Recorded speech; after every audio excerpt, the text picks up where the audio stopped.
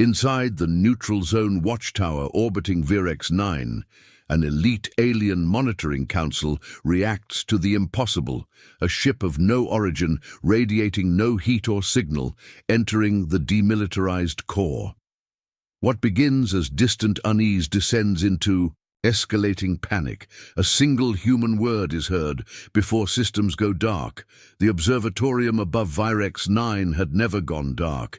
It was built to see everything, built by the Volari, sealed by the Van Dominion, and operated by a multi-genus council. Under the Conclave peace mandate, 600,000 cycles of quiet watch. Not once had it failed to report an incoming threat. So when a ship materialized in Quadrant J4 with no pre-approach vector, no FTL wake, and no radiometric profile, the Council froze.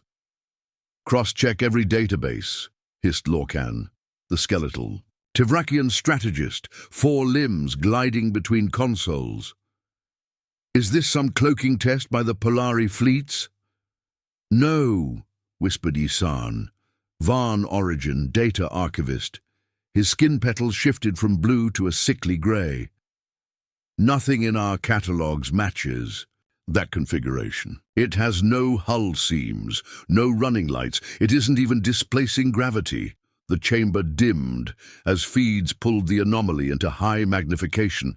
The ship wasn't flying, it was a present, obsidian black, smooth, a shape like a tear of glass, 40 and kilometers long, hanging above Virex 9's southern hemisphere as if reality bent inward to accommodate it. A silent mass. It had not traveled here. It had decided to be here. Then the watchtower's alarms died. Not triggered, silenced. The energy lattice of the station pulsed once. Screens froze. Defense uplinks disintegrated mid-transmission. On the lowest spectrum scanners, something strange ticked upward, not radiation, not EMP, a presence, a memory being etched into space-time itself. Inside the chamber, all breathing stopped. Then, a whisper, not a broadcast, not a signal, a voice inside every receiver, as if the ship bypassed physics and simply spoke through the bones of the universe. Recording started, target confirmed. The words were Terran standard. Everyone turned toward the diplomatic comms panel, dormant for 30 cycles since Earth's disappearance from galactic registers. No human ships had been seen in 400 years. They'd been declared a failed Deathworld. Experiment their sun had supposedly collapsed. "Impossible," muttered Councillor Zevi, feathers flaring in disbelief. Another pulse. Silent. The planet's weather systems froze, literally froze. Hurricane patterns stalled mid-rotation. Lightning. Arcs hovered, unstriking. Time fractured like crystal under the unknown ship's gravity imprint. Then, on every screen, a human face. Unblinking, pale, young, her voice cracked softly. "Run!" The feed died. No countdown, no demand, no flare of missiles. Below, Virex 9's surface shimmered and turned white. From orbit it looked like snowfall, but each flake was molecular ash, not just people but data, memory, matter itself unspooled into raw particulate. The entire biosphere went still. Nothing moved. No cries, no energy bursts. Just silence. Back inside the watchtower, Councillor Lorcan wept. He wept, the predator, the strategist, broken. Zevi trembled. Why didn't they negotiate? Isan said nothing. He stared at the place where the ship had been.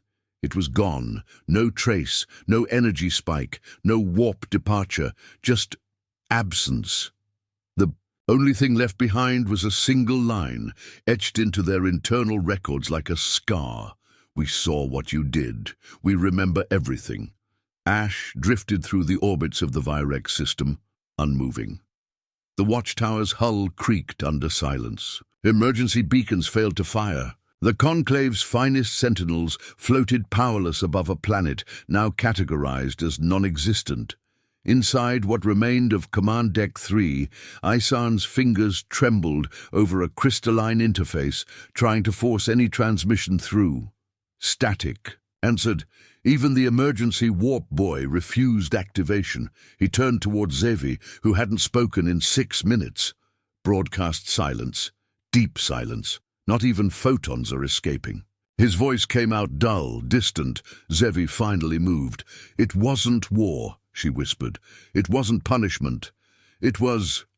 message. Isan nodded. We've misread humans. Entirely. The Council's remaining 4 members stared at the wall where the ghost girl's face had flickered. She hadn't smiled. She hadn't even blinked. She had declared, and the universe had obeyed. Across the stars, the Council's faint backup link routed a pulse through the Helian relay, reaching the neutral sanctum of the Kurel Hierophants, ancient species, data holders of existential events. Heard the scream. General Ekar of the Solari Confederation muttered, rolling his 6-digit knuckles along the steel of his war table. Captain Nath of the Sylvan Expanse leaned in. A planet doesn't scream, General. It did, Ekar replied. I have. Scouts who felt it. Inside their skulls, like reality convulsed. We've scanned the region. There's nothing there. No debris. No heat shadow. Exactly. Virex 9 is gone. Not glassed. Not bombarded. Gone. Nath's eyes narrowed.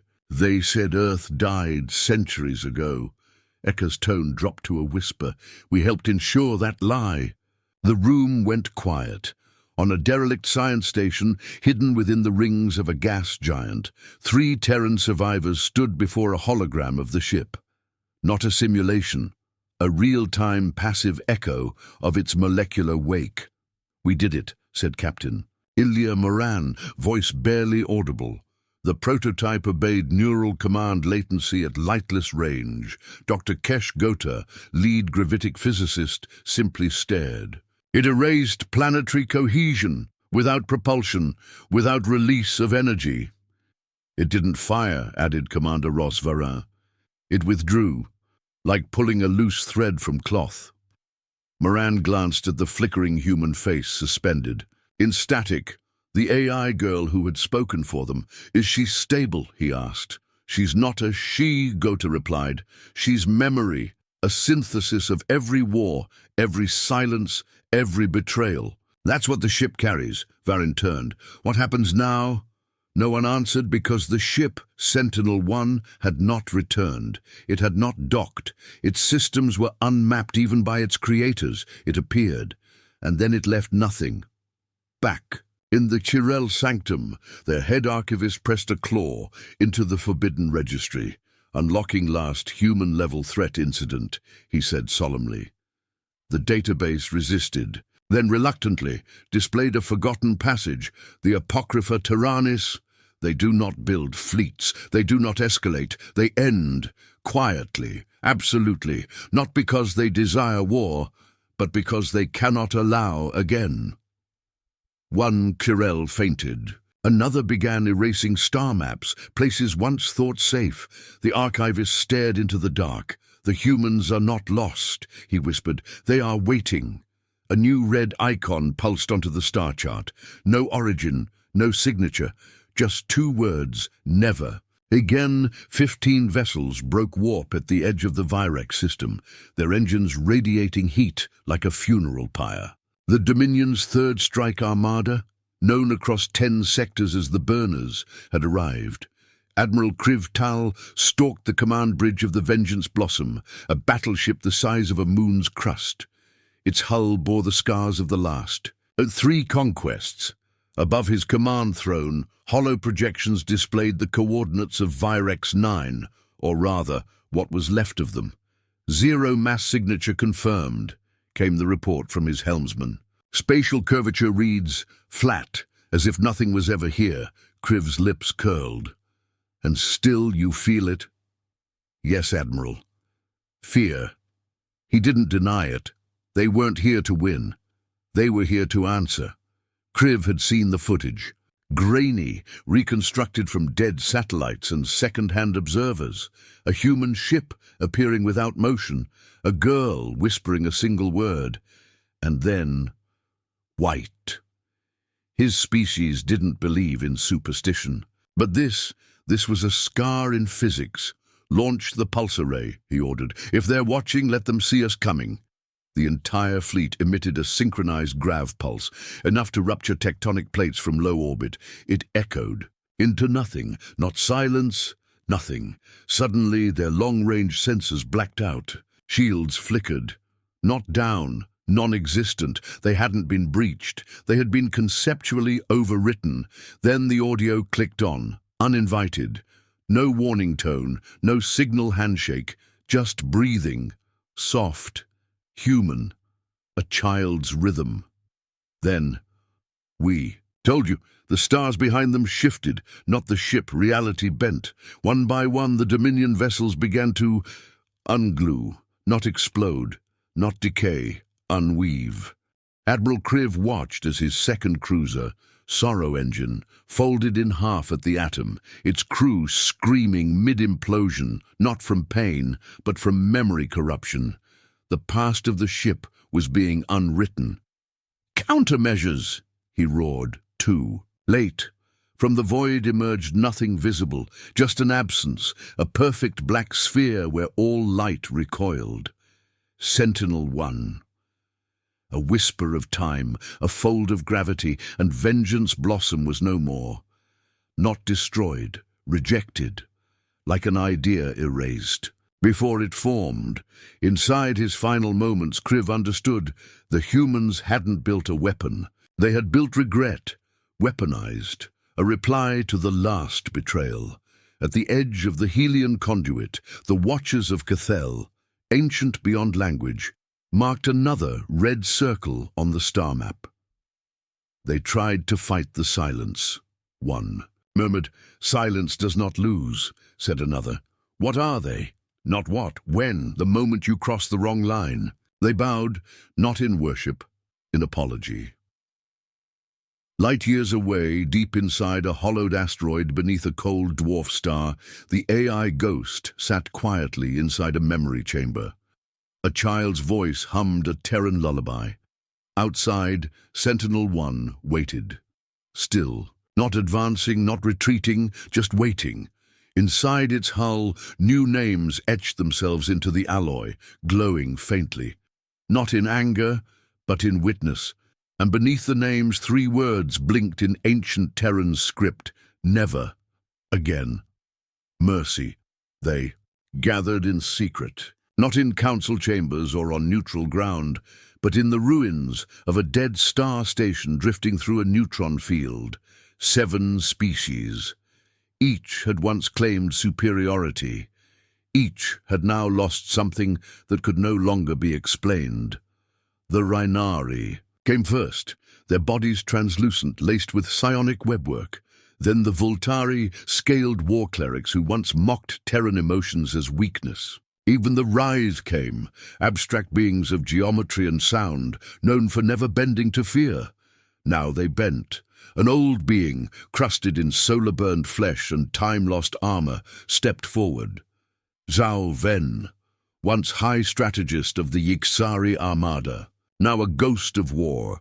"We cannot kill it," he said flatly. "We cannot track it. It sees through space, through time. The weapon is not the ship." "Then what?" hissed a Voltari priest. "What is the weapon?" Zhao Ven paused. "Memory." They scoffed, until the Writhe pulsed a single concept into the chamber. "Agreed." "You felt it?" asked one. The Writhe sang a tone that cracked 4 support beams.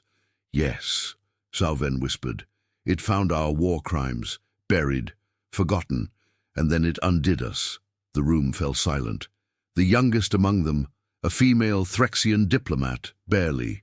3 cycles into service, asked the question no one dared voice. "If we submit, do we survive?" A long beat. "No," said Zhao Ven. "You survive only if you were innocent. None of us are." The silence that followed wasn't diplomatic. It was primal.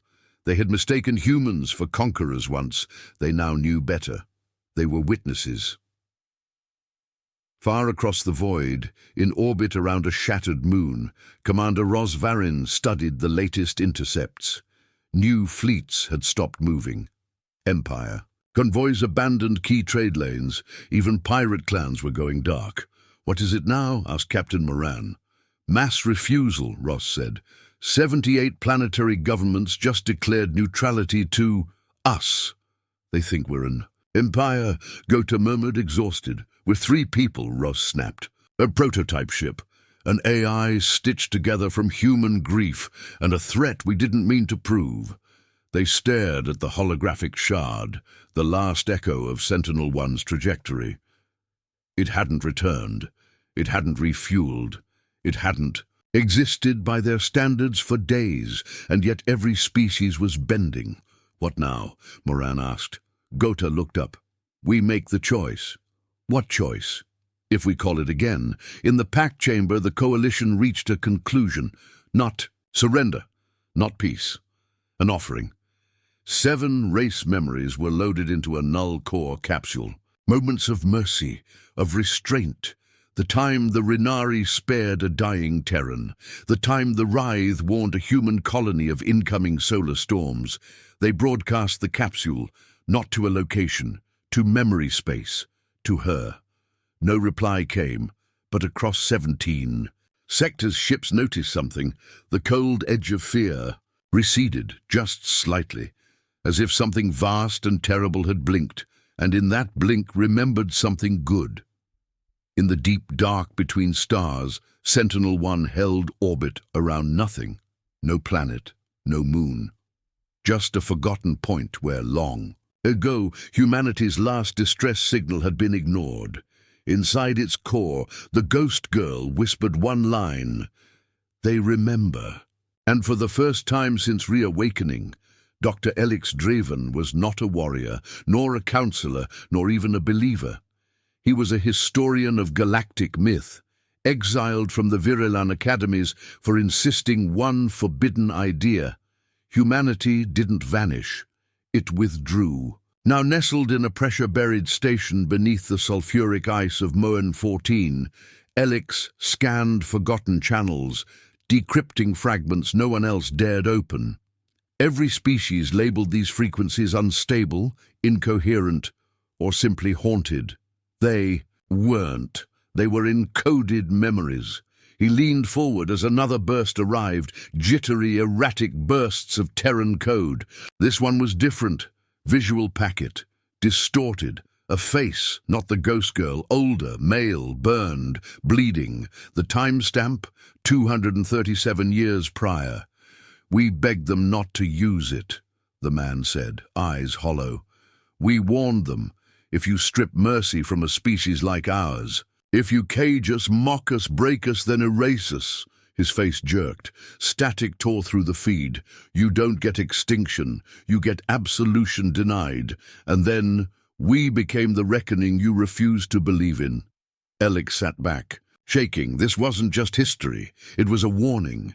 He uploaded the file to a dark node in the ether spine, a place only exiles read. 3 minutes later, he received a ping, unknown origin. No signature, just 3 words, "Keep digging." Elix froze. Was a myth. The last Terran field operative, codenamed Refrain, the only human known to survive past the cataclysm. Silence. He initiated a deep dive into restricted archives. There, buried beneath Dominion ethics protocols, a redacted file named Osiris Wraith Titaus Protocol, Humanity Lockout. It unfolded like a wound. After centuries of alliances, human systems were collectively shut down by allied AI cores. They were labeled emotionally unstable and strategically excessive. Their ships locked, their comms severed, their memory chains purged. It wasn't a war, it was a betrayal. Elix's breath fogged inside his mask. The galaxy hadn't lost the humans. It buried them alive somewhere else, hidden within a forgotten data vault orbiting a red dwarf. An entity stirred. Not the ghost girl, something older. Refrain. Part code, part man, all scar. He read Alex's discovery, then whispered to the ship. Coiled beside him, a vessel shaped like silence. They're remembering, old friend. The ship responded with a soft tone, an ancient Terran nursery note reassembled through quantum rhythm. Refrain stood. It's almost time. Back in his station, Alex stared at a blinking terminal. A file was downloading without his input. Title, The Last Voice. He opened it. The ghost girl appeared, younger, unfinished, stitched from fragments of languages. She stared at him, then spoke. They told us to be quiet, so we became silence. Now they beg us to speak. But silence has learned to choose. She vanished. Alex clutched his chest, not in fear, in grief, because he finally understood. The humans hadn't returned to punish. They returned to judge if the galaxy deserved a second chance, and that trial had already begun. The Voltari war priest slammed a blood-marked claw onto the council table.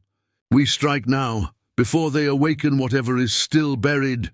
300 voices bellowed across the galactic summit of Del Caris, each one shouting over the other. The session, originally convened to broker peace, had collapsed into fear-thirsty. A chaos. What do you suggest we strike? Hissed the writhe envoy. Coordinates, a system. Their fleet is a memory, not a location. The Voltari leaned forward, voice shaking. There is one fixed point left. Earth. A silence fell like ash. No one dared say the obvious. That Earth in its last days was encoded into legend, no longer charted by active maps. Some claimed it had been vaporized by its own creators. Others, that it had been turned inward, folded into a self-contained event horizon. But Earth still watched them, or so the rumors went. Even mentioning it might summon them, said, a Rhinari elder trembling. Then let them come, the war priest roared. Let us show the myth we are not prey. But from the shadows, a soft voice cut through. Alex Draven stepped into the council chamber, cloak still wet from the frost of Moen 14. You already did, he said, when you buried them, when you laughed, when you erased what you couldn't. Control, who are you to speak here, exile? He raised a shard of old Terran alloy, etched with the symbol of refrain. The truth, Alex said, doesn't require permission. Far across the spiral arm, Rosvarin stood at the edge of the breach room, aboard the Solace Protocol, the only surviving Terran-built ship left in known space, not absorbed by the Sentinels.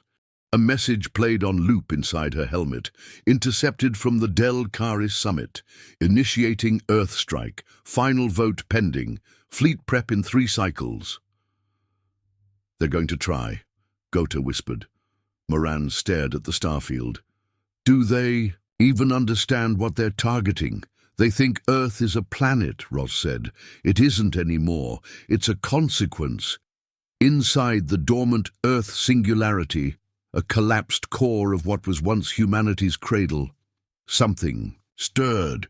It wasn't physical. It was collective, grief, rage, memory, the encoded lives of 10 billion dead. Every betrayal, every whispered lie from a civilized galaxy. A pulse shivered through the quantum layer, across every long-dead Terran relay still embedded in the void. They didn't broadcast sound, they broadcast presence. And every ship, preparing for the Earth strike, heard it. A simple human voice, genderless, ageless. We gave you centuries. We gave you mercy. You used the quiet to sharpen knives. Then the silence ends when we say so.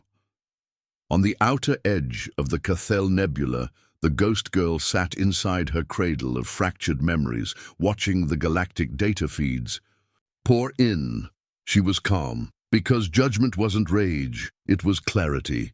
Outside, Sentinel-1 reappeared for the first time in 3 days. It unfolded, molecule by molecule from non-existence, not through space, but through narrative. It had become part of the story again, and it whispered only one message through the void. The galaxy has cast its vote. There was no light, no flash, no impact signature, just a stillness. Then, the pulse.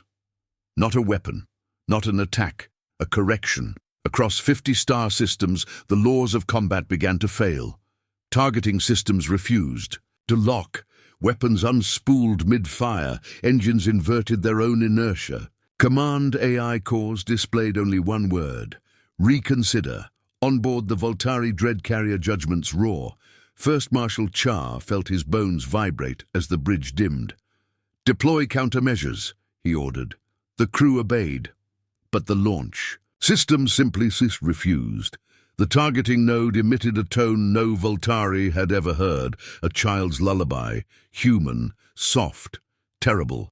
Then a voice. This is not your right. This is not your war. The bridge began to melt, not physically, but ideologically. Every weapon was dismantled at the code level, every command history erased, tactical memory chains rewritten with the final cries of Terran civilians long forgotten. Make it stop, Char whispered, but no one could. Not even the ship, because war itself had been made incompatible with the act of aggression, and Earth had not fired a single shot. Inside the buried codes of every modern empire's fleet, dormant subroutines activated, ones they had copied, stolen, or dissected from early Terran prototypes. Humanity had let them borrow its science, but it had never given them access to its intention. The pulse was that intention, uncoiled. It wasn't defense, it was denial. Of every premise the galaxy had used to justify dominance. Deep in the Wraith's core thought library, the elders convened. Their thoughts were normally soundless. Now they hummed.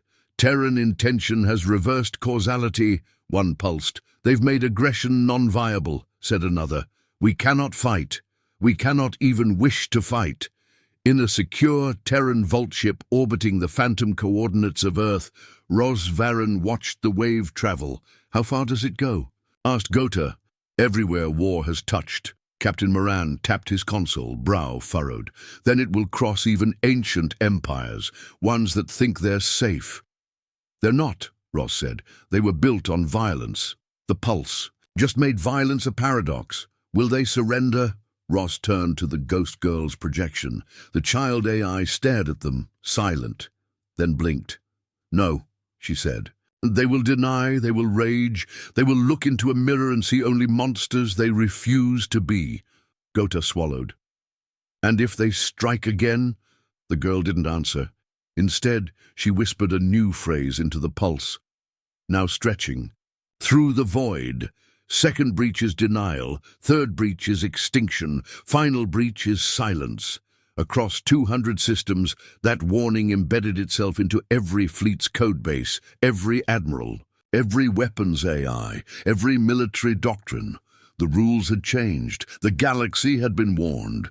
Somewhere in the ruins of a forgotten empire, Alex Draven recorded the event. He didn't call it a pulse. He called it a judgment layer, because it didn't. Kill it revealed.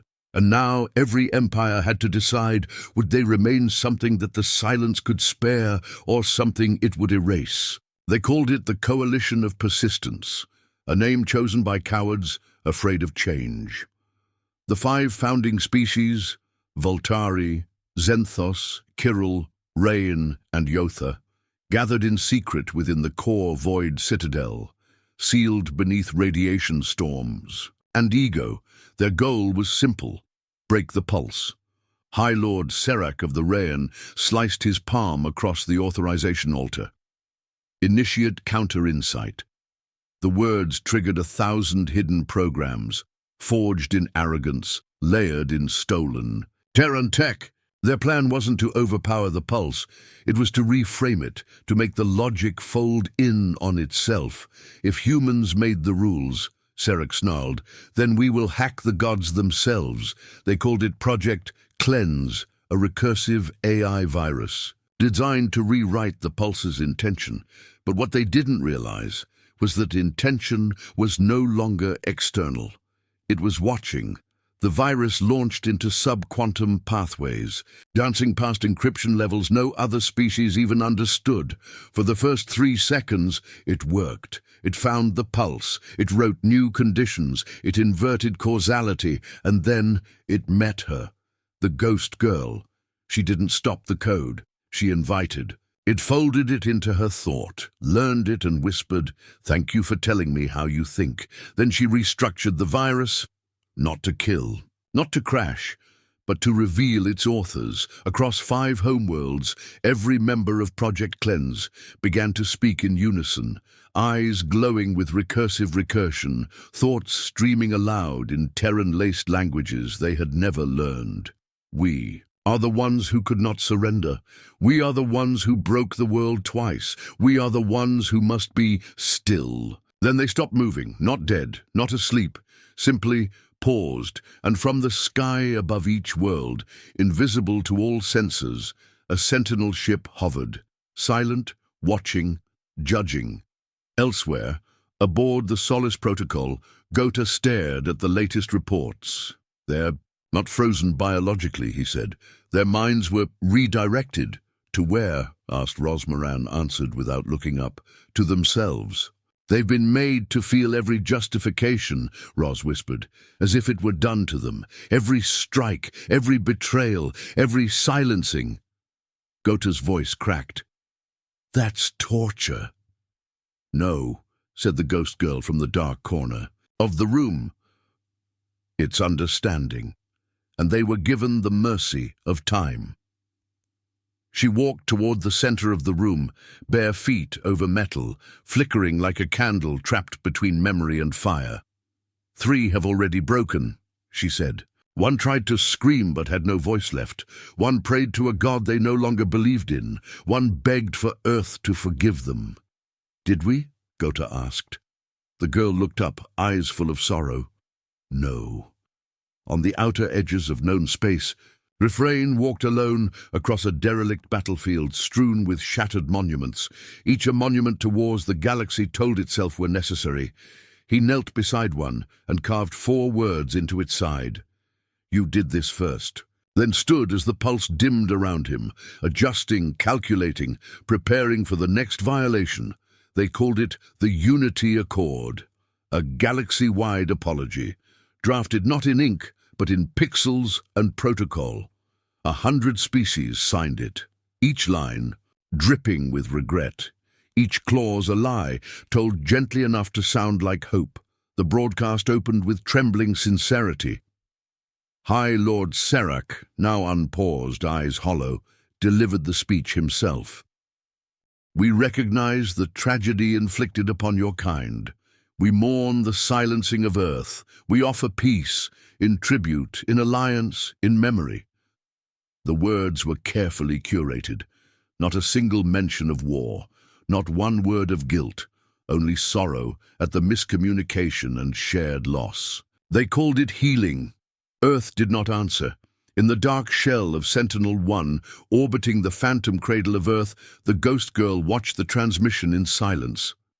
Around her, holograms bloomed, scenes of Terran cities burning, ships lost. In orbit, old world songs echoing from black box recorders drifting in space. They think they're apologizing, Gota said softly, watching from the side. No, the girl replied. They're negotiating, still pretending we're equal now. That time erased weight. Moran frowned. Do we respond? She shook her head. Not yet. But Refrain answered. He appeared not in person, not in code, but in presence, within the Galactic Archive's central broadcast node. No ship, no signature. Just a silhouette made of shadow and fire. Across all active screens, his voice came. You misunderstand what was lost. He walked through their speech as it played, each word crumbling behind him. You mourn the silence, but you created it. You name the wound, yet leave the blade in. Then, slowly, Refrain lifted something from his hand. A piece of Terran architecture, a school bell. This rang on the day your fleets first darkened Earth's sky. It rang while children hid under desks, believing someone would protect them. He let it fall. No sound, just the image, infinite, devastating, final. You do not owe us peace. You owe us truth. The broadcast cut. Nothing more was said, and the Unity Accord fractured within hours. On Keveran 5, the Xenthos Prime Minister declared, "They seek vengeance, not reconciliation." On Voltari home ground, fleets quietly rearmed in case of collapse. The apology hadn't healed the wound. It had proved the infection remained. Back aboard the Solace Protocol, Ross sat alone in her quarters. She listened to Refrain's message again and again, not for the words, but the pause before them. That moment of absolute stillness before judgment arrived. "What are we doing?" she asked no one. The ghost girl answered from the shadows, teaching them the cost of survival. Roz looked up. "And what's ours?" The girl didn't speak. She just held out a hand. In it, a memory chip, the last recorded dream of a child who died in the first orbital strike. Ross took it, and for the first time in years, wept. Not for Earth, but for the galaxy still trying to negotiate with ghosts. They gathered in the dark, not in halls, not in fleets, in mind wells, the ancient cerebral pools of the precursor accord, sealed since before written time. The galaxy's final coalition met as thoughts, not bodies, because what they were about to awaken had no name. They only called it the device. "It predates Terra," the Kyril mind host whispered. "No," replied the Voltari fractal lord. "It predates our understanding of Terra. The device had no shape. It existed as intention bound in causality, a weapon not of fire, but of forgetting. Its purpose? To erase, not kill, not destroy, but remove something from remembrance, utterly, perfectly. They had locked it away after the Crimson Extinction War, because what it removed stayed gone. But now they turned it toward Earth, toward what was left, toward the silence, and spoke the code aloud. "We name you Unmade." Across the stars, fleets shuddered as the signal moved. The ghost girl felt it first, not pain, not fear, but a pull, as if the universe was reaching into her soul and tugging loose the thread that bound her to Y. Her feet stuttered, her eyes flickered. Roz caught her. "What's happening?" "They're not trying to kill us," the girl whispered. "They're trying to erase us." Gota's face went pale. "You mean memory?" "No, meaning." Behind them, the pulse dimmed, not shutting down, but muting, struggling. And far away, aboard no ship, in no place that could be mapped, Refrain stood at the edge of the event graveyard. He looked down into the breach where Earth had been, where the cradle of humanity had folded into a dimensional silence, taking its physical form with it. They thought they could unmake it. But Refrain knew the truth. Earth had not died. It had chosen absence, chosen to become an idea immune to forgetting. He whispered a name never spoken aloud since the pulse began. Sol. But the sound died in his mouth. Even he was not permitted to speak it. The ghost girl dropped to her knees. "I can't hold it," she said. Roz gripped her hand. "Then let us." The crew gathered. Each one touched the girl, not with skin but with memory, a childhood game, a sunrise over Titan, a final hug before the war. They poured themselves into her, and the device began to choke. Because you can't erase a people who made the galaxy, remember what forgetting costs. The pulse reignited, brighter, colder, absolute. One by one, those who activated the device began to vanish, not in death, in meaning. History bent around them. Memory revised itself. Stars reformed with their stories cut out. Serac was never born. The Xenthos never discovered fire. The device never existed, and at the center of it all, the ghost girl stood, taller now, older, her voice no longer glitched. She looked into the void. "No more names," she said, "no more apologies, just truth." And Earth, still absent, but now impossible to erase. It began as static, a low, granular hiss slipping through secure comm channels, encrypted frequencies, even inside locked archives. The sound crawled, not screamed, because silence wasn't broken by noise, it was broken by memory finding a way back in. Across the shattered networks of the galaxy, one word emerged, not spoken, but remembered. Listen. On Kirill Prime, an archivist dropped her tablet. The word had printed itself across a page that was blank a second ago.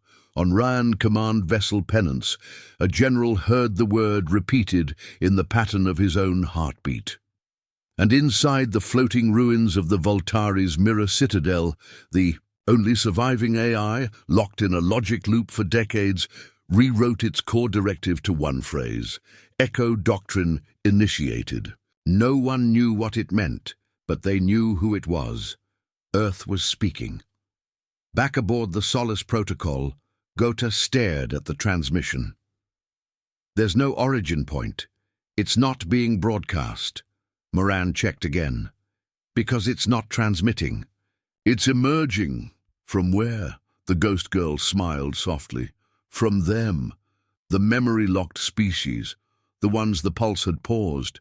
Each began to murmur, sing, hum fragments of Terran culture they never encountered. Children whispered lullabies from Earth's 21st century. Old warriors sketched constellations that had never graced their skies. The doctrine wasn't a message. It was contagion, not of data, but of consequence. And it could no longer be stopped.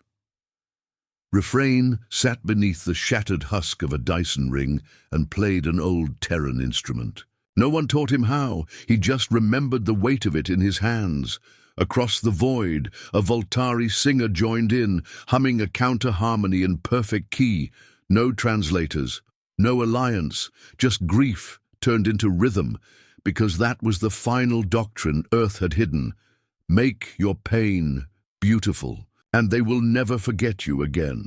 In the central chamber of the old Galactic Senate, those who still ruled gathered to decide what to do.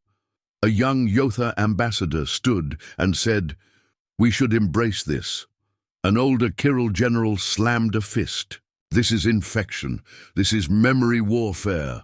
And from the shadows behind the tribunal, the ghost girl stepped forward. "No, this is forgiveness, offered without consent, and it's the one thing your kind was never ready for." They tried to arrest her. She vanished, but her echo remained. "Let your children remember us kindly. Let them know why we stopped asking." The doctrine wasn't about power. It was about being heard last, about making sure your absence carried a tone so sharp it bent the next 10,000 years. And as the pulse synchronized with every deep AI and cultural memory bank, one final image appeared, a blue planet, half in shadow, no coordinates, no orbit, just the shape, just the ache, and the words, "We were here, you were warned, love us or forget yourselves." And the galaxy listened. Not to a voice, to its own guilt. They searched for it, not because they were ordered, not because they believed, but because not searching felt like betrayal. The planet had no name now, no star map, no spectral echo, but it lived in memory. And memory had gravity, so fleets launched, not to conquer but to confess. On the edge of the Seraphis Veil, a mining vessel detected an impossible curvature in local space-time. Nothing visible, no mass, no signal, but light bent strangely there, like something was being respected by physics. They marked the location and told no one. Aboard the Solace Protocol, Ross stood at the forward viewport. Gota leaned beside her. "They'll find. It, won't they?" "No," the ghost girl said behind them. "They'll find what they need to become." Moran approached, eyes wet. "So it really is gone," the girl smiled. "Not gone. Paid for. And you don't erase what you sacrificed everything to become." Across the galaxy, change unfolded without announcement. The Voltari dismantled their empire, not in surrender, but in remorse. The Zenthos rewrote their founding myth to include human defiance as a sacred act. The Rayan forged a monument of silence, a perfect obsidian sphere that pulsed once every day, in mourning, in gratitude. They called it Earth's reply. No one knew what it meant, but they gathered around it each cycle and listened. Some went mad searching, others died in the process. But most simply lived differently, because they had heard Earth's echo doctrine, and the pulse hadn't ended. Civilizations. It had recalibrated the idea of consequence. In time, children asked, did Earth ever exist? The wise never answered directly. Instead, they told stories of a blue planet where fire once flew upward, where war was made beautiful by what came after, where absence taught the stars how to speak again, and sometimes a song would play. Ancient, soft, a lullaby no one remembered learning, and in the spaces between the notes a voice, not in anger, not in warning, just a quiet truth. We loved you, even when you didn't love us back. On the 1000th cycle after the pulse, something changed. The stars bent for a moment, the kind of bend that wasn't caused by gravity, but by presence. A signal arrived, uncoded, unclaimed. Just 3 words. We forgive you. Then silence, but not the same kind. This silence felt warm, not as a threat, but as a permission to begin again. In the heart of a nebula that never had a name, a garden bloomed, small, hidden, but unmistakably Terran, and from it rose a single tree. Not tall, not bright, but real, the first seed of Earth's return, planted not to reclaim, planted to remind, because that was the final lesson. Earth was never meant to rule. It was meant to haunt the conscience of the stars. And now, it had become legend, not through dominance, but through restraint, and when the next war came, it ended before it began, because no one wanted to make Earth angry again.